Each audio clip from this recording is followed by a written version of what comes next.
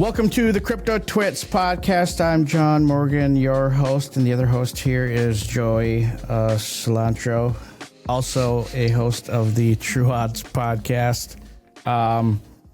It's Cilantro, not cilantro. I say cilantro every episode. Somebody's going to think that's the actual last name. Dude, are you one of the people who can eat cilantro? No, dude. So like cilantro rice is good, but not too much. Some people go overboard. And yeah. Forever, I was quiet about this thing that I thought I was weird, that I hated cilantro. Like, it tastes like soap to me. But I'm not alone. There are a lot of us. Nope, don't like it. If it has cilantro, anything with cilantro, I'm like, what? Who put a couple hand pumps of dial soap in this? Because this is awful. I can't stand cilantro. My wife loves cilantro. I hate cilantro. But there are other people in this world who also cannot stand cilantro because it tastes so awful to them. And I don't know why that is, but that is what it is. Anyways. Learn something new every day about your host. That was a unrelated segue. Okay, so this is our welcome to the Cryptotwits Podcast. And let's see, what do we got going on today? It's a whole lot of shit. This market looks like, yesterday, the market, well, we'll get into that here in a second. We'll dive right into that. Let me go over some numbers here. So this is what it looks like for the week so far. So Hyperledger's Hypecoin, that's the best performer of the week. You look at the top 50 market cap crypto tickers, they're the best at 51.64% for the week. And then below them, there's really nothing even close. You have Canton Network at 15%. And then you have Paxos's gold token, their stable coin that is the gold. It's their gold-backed stable coin. That is up 15%. So is Tether's gold coin. That's up 14%. Then you have Astra, which is another perp dex. Zcash is up 0.68 this week. Interesting. And then the stable coins are all doing fine. Everything else is down. And yesterday, I wrote an article about how the 100-week moving average for crypto was holding. And then this morning, I looked at it and I was like, okay, about as nervous as a cat in a room full of rocking chairs. And now it looks like, well, shit has just hit the fan. Now it's below it, which is sucky. I mean, the equity market's the same thing. We were looking good yesterday, after hours, and then market opens today. Everything's just kind of taking a shit lower. So, I mean, it seems like there's safety nowhere. Who got hit the worst yesterday? Microsoft's getting slammed. You got like all of software just because, all these, Claudebot and Claude, like it's so easy to make new software. The whole risk is companies will just go make their own. So you've got Atlassian's down 11%, Microsoft's down 11%, ServiceNow 11%, HubSpot 11%. Like if you're a SaaS software focused company, like you're just getting slammed. Although some of the engineers at StockTwits shared this GIF in corporate Slack. You're a hard GIF. That's another thing we just learned today. GIF. I can't remember if I started saying GIF as like a joke play on the word GIF, or if it's the other way around. But I use them interchangeably now. It's kind of like Bryce Harper. He was doing an interview and called a meme a meme, and that guy took him a good year to live that one down. Or it's like when it used to be like funny to say like words that had a K that was silent, like knife call them like Kniffys. Or something like that. I still like Arkansas. Arkansas. That is that's old. Oh, what was I going to say though? Something about shit. What were you we were talking about? Developers at our company. Oh yeah, the engineer people, they sent this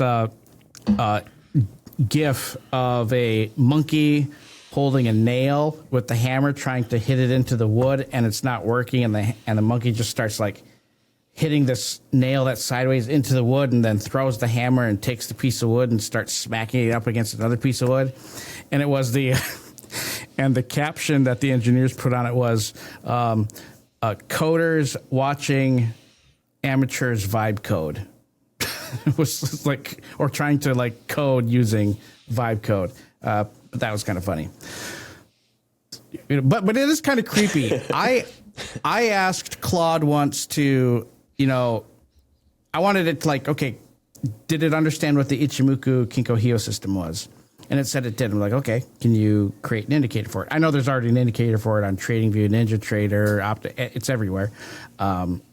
It's not really an indicator. It's a trading system made up of 5 indicators, but it's being picky. But it did it just like that. And I said, okay, are you familiar with like the 3 principles of the Ichimoku system, like the time, price, and wave principle that Goichi Hosada created? And motherfucker, it knew it. And then son of a bitch, it created indicators for it. I was like, holy shit, this is like insane. And it did it in TradingView's Pine script. I hate coding. I hate it to death, but it did it. It was very accurate. It was awesome. So that is kind of scary. Yeah, it's getting so good. So like, I know people are even talking crap about it now. Like it's not as advanced as it needs to be. Look how far it got in 3 or 4 years of AI being readily available and people could build on it. I'd give it another 2 or 3 years and yeah. This stuff could get pretty scary. Then we all just start rewatching Terminator to prepare. Oh yeah. Yeah. That's Battlestar Galactica. Do you watch the new Battlestar Galactica? I did not. It was they should have redone it like nowadays, because at the very end of the last episode it like starts showing like robots, like a montage of like current time like robots and stuff, but this was like back in 2005. Shit's way different now, like even creepier, closer to that. Yeah, you take those Optimus robots of Tesla, put XAI AI in it, they're gonna train it. Like, yeah, we're done for. Yep. It won't even matter how many troops you have, it's who can produce the most killing machines. That's... So on to happier things. Let's talk, let's move into the Capitulation Station section of the Cryptotwits podcast. Yesterday, I looked at from January 1st to January 27th, 9.62 billion in crypto liquidations this month. And honestly, what's been interesting, I would have thought, just like going day to day looking at liquidations, blah, blah, blah, I would have thought that longs were like way more wiped out than shorts. They were, but not by a lot. So you had, out of the 9.62 billion, 57% of that was on longs, but 43% was on the short side. 5.51 billion longs liquidated versus 4.11 billion on the short side. So equal amounts of getting punched in the face by both sides. So looking at this, the other notes that you have here, would you say Ethereum is equivalent to Cilantro for you?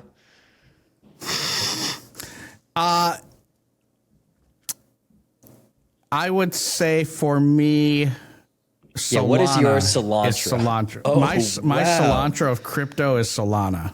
Damn, so many people love it. It must be the people that don't actually understand it. Yeah, it's... Yeah, I mean, that's a whole separate thing, but I hope Solana's ecosystem and everything is fine. I think it's a fake it till you make it kind of scenario, and hopefully it can fake it long enough to actually make it. But there's just some weird stuff about that network that like makes my spidey sense go bullshit. So yeah, I mean, anyways, that I'm going to go off on a tangent if I go there. We'll leave it at that. We'll just leave it there. And then somebody can like comment about, do you hate Solana? Oh yeah. But okay. And then I'll also so I made this thing. Where'd it go? Oh yeah. So I made this thing called the Structural Conviction Index. Went through a couple name iterations, but it's a combination of different on-chain metrics, but really like what I wanted it to do is I wanted something to tell me that's, what's happening, like where are people sitting or moving in real time, or as about as real time as you can get. Like, is there migration of tokens on chain? Like, what is it that people are specifically doing as opposed to just, well, it's moving over here and it's moving over here and that's what it is. So I combined a whole bunch of on-chain metrics, not a whole bunch, like the mean coin age, where that is basically where you're looking at like if that chart is moving up, that means hodlers are holding. So that means that the tokens that are on there relative to a certain time period, that people aren't leaving. They're not selling. The on average, the age of the tokens that are being held in wallets is going up. And then I looked at something about like custody migration, like the exchange flows. Are tokens leaving the exchange, which is considered bullish, or are they going onto an exchange, which is considered bearish? It's not all the time, but that is the interpretation. And then I wanted to know, okay, but what are like people doing as far as looking at wallet sizes? So are people holding X amount of tokens selling? Are they getting out?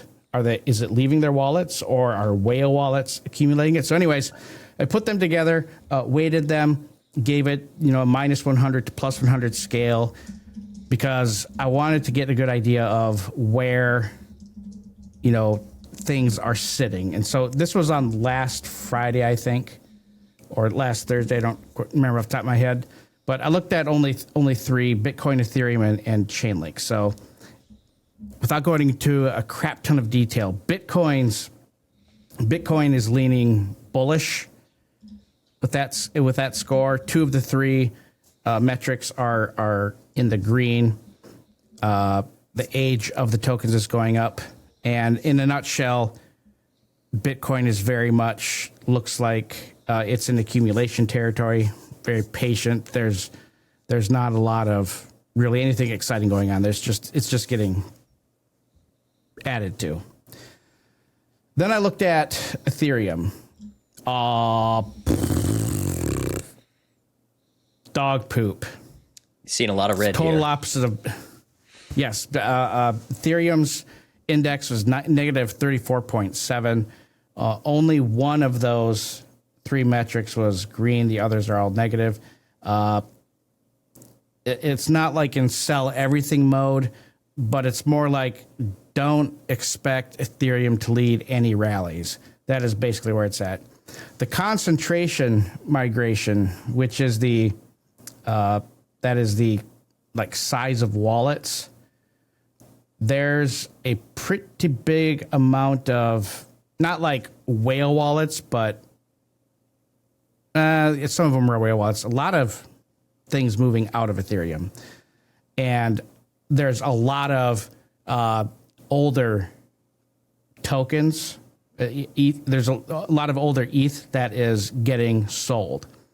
And as opposed to like Bitcoin and oddly a lot of altcoins, a lot of the old hodlers that are selling, it's getting absorbed by a lot of other whales, or it's getting picked up by new entrants to the market that are not selling it. They're holding on to it even though they're kind of at a loss.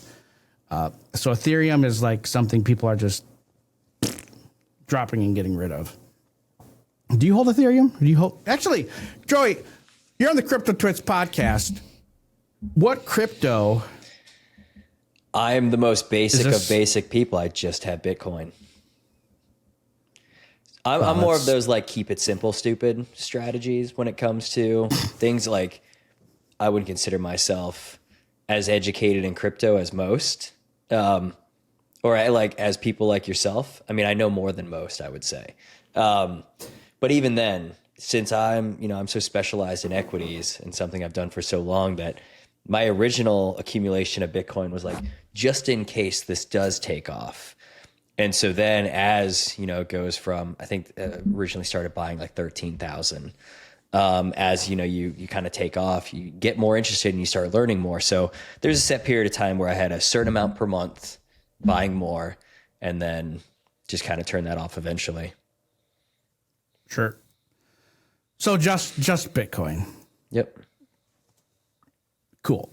All right. Where was that? Chainlink. Oh yeah, Chainlink. Now I picked Chainlink because The third asset with the structural conviction index I looked at was Chainlink. I picked Chainlink because it's a good representation of the altcoin market. It's heavily correlated with pretty much how the rest of the altcoin market moves, but also it's one of the only like major altcoins that has a lot of use case. It's tied in with the Fed, with Swift, UBS, JP. I mean, it's the oracle for traditional finance.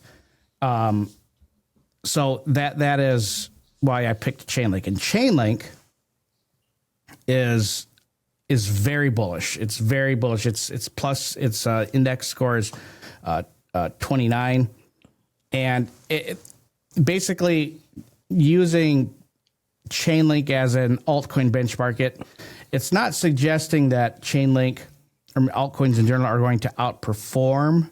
But when you're looking for assets or part of the crypto market where the structural foundation is like firming up, or the selling pressure seems to be less, the momentum behind it, it's getting, the foundation is getting stronger and looks less like it's cracking and about to collapse.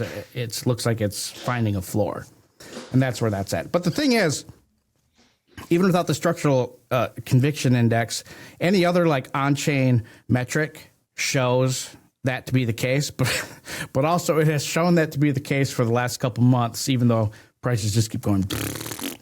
So that is the world we're in. And actually, as I'm talking, I can share my screen here, right, Edgar? Is that right? All right. So this is the total crypto cap market chart. This is the entire value of the crypto market. The black line, that is the simple moving average. That is a simple 100-week moving average. It closed below it last week for the first time since October of 2023. Or rather, it's the first time it's closed below it. The first time it's traded below it since that, not traded below, but closed below it since October 2023. And that's bad. But on the only saving grace here, this is where start moving your goalposts to like hope.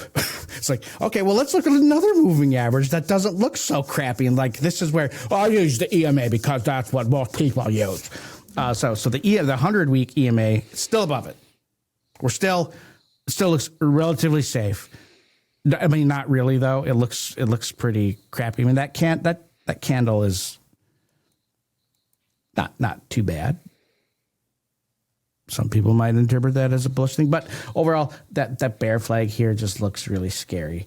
So, and I mean, if we were just to like be very sloppy about this and just use where you go. Max pain, if we were to go somewhere, around 2 trillion. The 100% extension is at 1.91 trillion. 618 is at 2.38. So, yeah, there could be some further pain ahead. We'll see, though. Well, I know a lot of analysts that'll go 200-day. Sometimes they're talking 50-day. Other times they want to talk VWAP. They're like, they'll find whatever kind of supports their bull or bear case, whatever they want to do. I'm sure you could find something that looks really good. Oh yeah. You can sugarcoat any chart. I mean, you can find all sorts of reasons to, make yourself feel good about what's happening. But all right, let's see.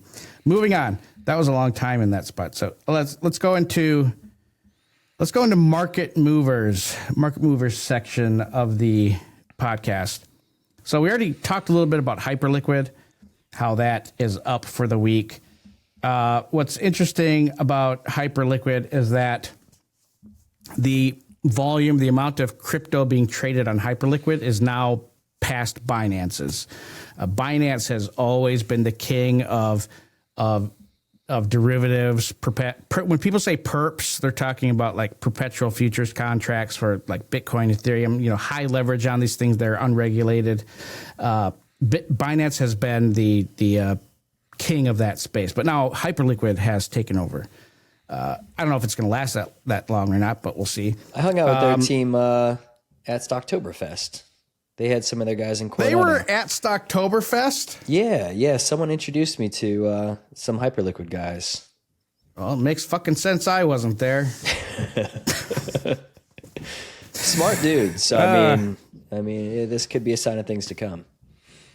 So a lot of the trending stuff that happens on StockTwits, X, Reddit, with like the crazy trades that happen, and this is what's awesome about crypto. And once stocks become on chain and all that data is visible and accessible for stocks, I mean, it's going to be awesome. All these posts where it's like you feel so much better about yourself. It's like watching Caleb Hammer, the financial audit. Do you ever watch this show? No. Oh, he's from Michigan. He's just this young guy. He's like David Ramsey, younger, but very much like he berates people for their stupid financial decisions. Oh, like, hell yeah. Goes after them hardcore. It's awesome. And you can watch so like it. Gordon Ramsay meets Dave Ramsey. Yes, Gordon Ramsay meets Dave Ramsey. That is perfect. That is a perfect description. And you don't really watch it and feel bad for people. You watch it and you feel so much better about your current situation. That's the point. But I don't remember where I was going with that. What were we talking about? Totally forget. Yeah, kind of lost. Oh, yeah. No, I heard, kids home from school because of snow days. Oy. Oh, yeah. So anyways, back to Hyperliquid. So Hyperliquid, they jumped into the top 10 for market cap. Also, I'm looking at my notes here. The token was added to Kraken on yesterday, and their silver perpetuals volume. So the silver price, the volume on Hype was like 1 billion plus in 24 hours. So there's just a metric crap ton of people participating. Oh, what I was saying about Hyperliquid with social on StockTwits, X, and Reddit is that there's a lot of like accounts that monitor on-chain activity. So they'll always post like trader, and they'll put the wallet, like an abbreviated wallet, like saying this person was up like 23 million in unrealized profit, was auto liquidated for a $2 million loss. So like all of these like crazy swings where you see people like up millions of dollars, or I don't know if you've heard of James Wynn, but he's very active on X, and people follow his accounts and trades, and he's made hundreds of millions and then lost it, and done this over and over and over. It's just unbelievable. I don't know if it's like fake or not. I don't see how it is because it's all tracked on chain, but I've never seen anything quite like that dude who just YOLOs everything. Yeah, I'll see him trending on Twitter all the time. And I don't know how many times someone can get liquidated, but I mean, the amount of capital I've seen him lose, like, I don't know where it all comes from or how much he has, but he can't be doing very well. No, like last year, at one point, he's like, I'm done. Fuck this. This is a cabal. They're after. Like, he's new to trading because something that people who are new to trading, what happens if they try to stick with it is they end up, adding to losing positions, and then they're convinced that the market is out to get them. Which he was posting stuff like that. Like, I remember being there at one point, and then he quit, and then he came back. Like, he had some money that look on chain, that account. They said that James Wynn took some money that he earned from referrals and stuff, deposited back into Hyperliquid, and then it was like 25 grand that he turned into several million. and then oh man, it's just crazy. He just goes back and forth. It's nuts. I couldn't do it. I mean, at what point, how much money would you have to be up where you're like, fuck it, I'm walking away? Well, I mean, you got to think it could be that gambling mentality. Like, you feel like you've lost this much. Okay, if I just 5x once, then I'm done. And you just kind of keep going down that slippery slope. Yeah, definitely. Yeah, what is that? A human characteristic for trading, a loss aversion. It's that reason that people who trade or even invest, why do people exit things or leave things early when they have made money, as opposed and why are people more comfortable holding on to things when it's in the red? And it's that human behavior of loss aversion, where you're afraid of losing what you've earned, but you're cool with a you get a quick 12-15% pop, you sell it, but the stock is down 12 or 15%, you're going to buy more, thinking, well, now it only has to go up 7% for me to be break even. You add to your losers, you don't let your winners run. I see it a lot with the younger investors. They're like, oh, it's already up 10%. I need to sell. This stock's down. I'm going to buy more. It's like, no, you should actually be selling the one down. Water the flowers, pull the weeds situation, but it just takes time. It does. Trading's a biatch. Let's see. Oh yeah, we're still in the market mover segment.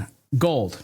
All right. I'm not talking specifically gold's price, but gold's been like really big. But I was looking at, and I get these things pop up in my email all the time, and I used Claude and ChatGPT to like just look at press releases. So already this January, this is related to gold and precious metals, but mostly gold. There have been 15 major press releases about entities entering into the tokenization of gold, where there's either either you're tokenizing an entity's supply that you own that gold. I don't know. You can verify that. Or there's even some that have a yield bearing instrument attached to it. So like Theo Network, they have a yield from lending to Singapore gold retailers. Streamex, GLDY, they're offering a 4% APR in additional gold ounces you earn it. Bybit has an 11% APR on Tether Gold right now, which is insane. And even all these exchanges like MEXC, trying to think of some others, they've just added gold, silver, copper perpetuals to their platforms. BitGet had a 4,900% spike in tokenized gold trading. Did they ever confirm that we actually have the amount of gold in Fort Knox that we claimed? Like, if the U.S. can't even confirm... No, the audit. No? I think they say we're setting an audit. They just didn't say anything to it. Yeah, so This is the stupidest one. Oh, sorry. No, yeah, it's just one of those where you think of like the lack of trust across crypto. Now you're going to trust all these companies to buy gold and park it somewhere, and just kind of wild. This is peak. Our founder, Howard Lindzen, he has the big thing about the degenerate economy. This is the degenerate part of the tokenization stuff with gold, because there's something called Nat Gold Digital. They have 7 patents. This is the stupidest shit ever. I make a clip out of this, for God's sakes. This is the dumbest thing ever. 7 patents for tokenizing in-ground gold. Like, it's still the dirt. Hasn't been dug up to tokenize, but you don't even know is there. Like, it's like literally like magic internet money, but this is magic gold. This is the stupidest thing in the world. So they're just going to buy a random plot of land and be like, hey, there's probably gold under here. Yes, look at my 3 acres. I think there's gold under there. Who would like to buy some? And I can't wrap my head around it. I don't get it. Oy. Yeah. Okay, moving on. Moving on to our hard stops section of the Cryptotwits newsletter. There was a 12-year dormant whale. This was on the 20th of this month. Moved 909 Bitcoin worth 84 million to a new address. Not sure where. I think it was moved to Coinbase Prime. And that doesn't necessarily mean that he sold, but if he did, he had a 13,000% return. I think it was worth.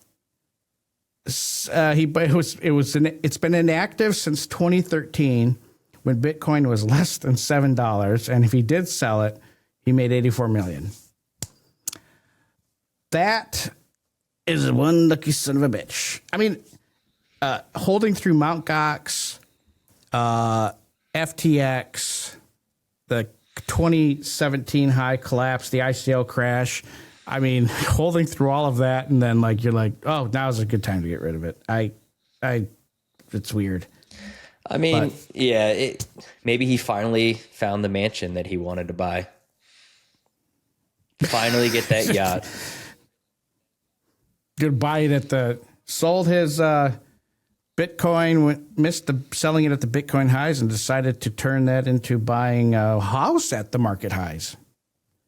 It's like our StockTwits' old retirement manager who we had. I won't say the name, but I always joked that their motto was, "We buy high and sell higher," or we buy high and sell lower, so you don't have to. That's what I. Whenever you watch them rebalance, it was like, who is running this thing? Why are you doing this? This makes why. It was just the worst. Maybe that's why we got rid of them. Maybe they went under and we switched. Oh man. So let's see. That's hard stops. I'm going to skip the other ones in here. I'm going to go to things that. So the this looked better last night section, because this is very weird.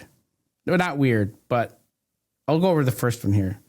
So VanEck came out with the first Avalanche ETF, and I love Avalanche. I hodl Avalanche.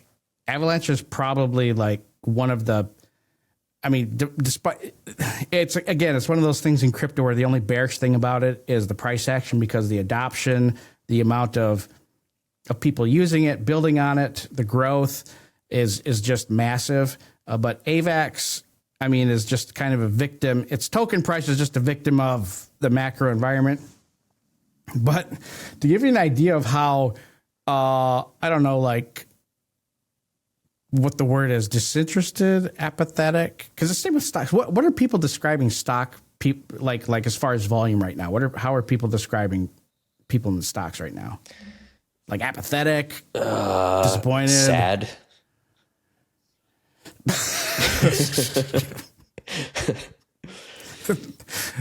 Okay, so for like crypto space, this just to give you an idea. So when Bitcoin, Ethereum, XRP, Solana, even Telegram's Toncoin, when they had their first ETFs or DATs, like tons of volume first day, tons of inflows.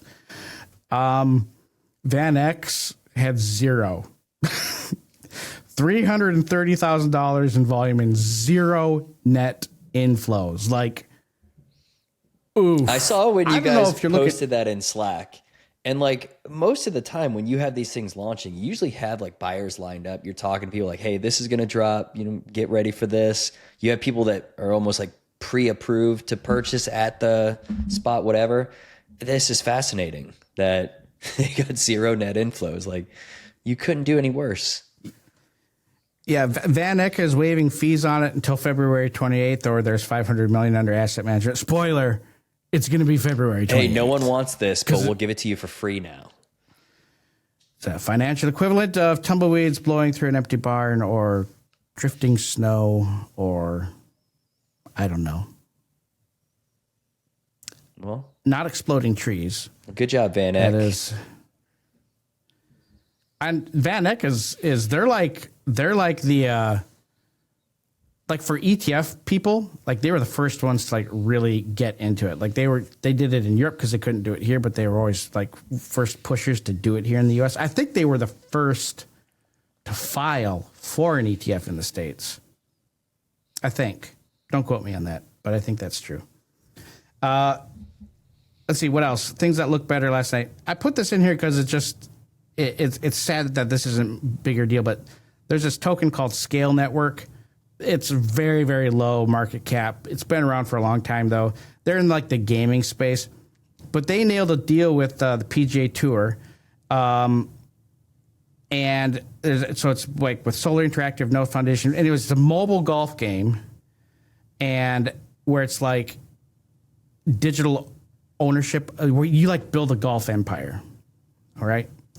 So like you're building golf stores. This isn't you golfing against people. So I had written in the newsletter something like, it's like Banished, the game Banished, or but not like Civilization. It's not like you're building armies of John Daly to go on the hex map to attack Tiger Woods armies. It's more like you're building a golf empire. But the cool part is it's like Roller Coaster you Tycoon, but for golf. Yeah, it's more like that, where but you actually own the assets and stuff that are in there. That's yours, and it's built on Base, Coinbase's L2 Base. So that's pretty awesome. But yeah, nobody cares about that. If this was a bull market and people were looking for like news or fundamental catalysts, this would spike it like crazy. But because of the market we're in, nobody gives a shit. You also factor in like the core watcher of the PGA Tour, like super old white dudes, where crypto doesn't really speak to those guys. They just went after the wrong audience. Are you calling our COO a old white dude? I mean, he's not a young white dude, so clip. This will be my last episode. Nice working with you. Oh man, that actually goes after Howard too. Next week we'll have somebody. Let's see. Circle. Oh yeah, Circle did like a big. I don't know if it was a PR push, but a bunch of updates on like expanding beyond being just a stablecoin platform. Like getting into real world asset tokenization, which is big. Maybe they'll get into like tokenizing commodities that have yet to be farmed, planted, or mined. Well, I mean, this company, they came out hot. So they go public, the stock runs to like almost 300, crashes back to 66. I'm looking at the actual fundamentals. So like 21% revenue growth 2026, projected up to 38% 2027 and 49% in 2028. So like accelerating revenue growth while staying free cash flow positive and growing earnings. Like, I don't know how many analysts cover this stock, so I don't know how accurate these projections are, but not enough. Yeah. I mean, every time I see someone launch a new stablecoin, it's usually Circle's technology that's doing it. Yeah, Circle makes bank. Yeah, I mean, I wrote down here, but this was from a couple days ago. It's down 70. I'm not sure if it is still, but 77% from its July all-time high, and I don't know what it's trading at right now, but it's nearly flat to its June IPO of $69. But yeah, you're right. And I don't remember the stats, but the 2025 stats of like stablecoin transaction volume was something like 3 times the transaction volume of Visa and MasterCard. Like it's like when people were saying it's not going to be used or like people aren't going to use it, it's like, well, it's already happening. Yeah. Yeah. And I think MasterCard already has some type of rails. Actually, don't quote me on that. I'm not sure off the top of my back. But anyways, so PayPal did a merchant survey, and this is not really a big deal for PayPal, but big deal for crypto. I mean, it should be a bigger deal for PayPal, but they said that 40% of U.S. merchants. Oh, shit, where did that go? 40% of U.S. merchants now accept crypto at checkout. Now, I actually didn't look at this. I don't know if that means, like, the merchants are actually, like, saying, hey, we accept crypto, or if it's one of the things where... I feel like it's the payment terminal that happens to have crypto enabled. Like, it's naturally happening. You don't even know it's happening, though? Yeah, I feel like that would be... Are they considering... Like, if the merchant has, like, a terminal where it's only using, like, USDC... and somebody pays with their Visa, whatever, are they considering that being to use crypto? Yeah, see, I'd want to see like the footnotes on this. Yeah, I need to do a little bit more diving. But they said 50% of large enterprises, which they consider over 500 million in revenue, have already onboarded. 88% received customer inquiries about crypto payments. That one's interesting. 69% say customers want crypto at least monthly. Among crypto accepting, 20% of total sales in crypto, 72% say sales increased. Pay with crypto, the 0.99% fee is 90% cheaper than international cards. That's the thing that 90% would accept it if it were as simple as credit cards. That's the thing that PayPal's trying to do. I mean, if they can eventually get it to where, like a lot of, okay, so I have the crypto.com card. I've had like one of their cards like forever and a day. And they're not the only ones to do this, but the entire balance can be in crypto. And when you go to use your card, like if I can select, do I want it to be withdrawn from my Bitcoin wallet, my Ethereum wallet, Cardano wallet, whatever. But at the point of sale, it automatically converts that balance into dollars. And I mean, it happens without me even knowing it. That's what PayPal's trying to do, is to try to get, the crypto side of things to just happen. And without people even having, because normal people don't want to have to like create a wallet, fund it with dollars, get a separate card and like convert. I mean, people don't want to go through that mess. They have to make it simple. That's the whole thing. Like if they can take the transaction immediately, like the payee can decide how they want to pay. Whoever's getting paid, the merchant can decide how they want to receive it. Like pick it, just automatically happens right there at the terminal. Oof. As we're talking, the total market cap weekly chart has just dipped below the 100-week EMA. So that's fun. At the same time, all right, I'm looking at the overall market. The overall market's just completely shitting right now too. So it's just across the board, everybody getting smoked. I was trading the Russell futures short before we came on for a short. I don't know if my stop got triggered because futures right away at the open outcry are always nuts. But if it didn't, I'm going to find out. I'm probably sitting pretty right now. Yeah, that'll be nice. Anyways, all right. So that does it for today's Cryptotwits episode. Odds are, if we see you all next week, well, judging by how the market is now, we are all going to be just even more depressed or slightly hopeful. One of those two. But other than that, otherwise in the crypto space, the only thing bearish is the price action, the amount of people involved, the growth, the money coming in, the investment, the interest that keeps growing. The price action is just the lagging part of all that. So hope you guys all have a great week, and we'll talk to you next week.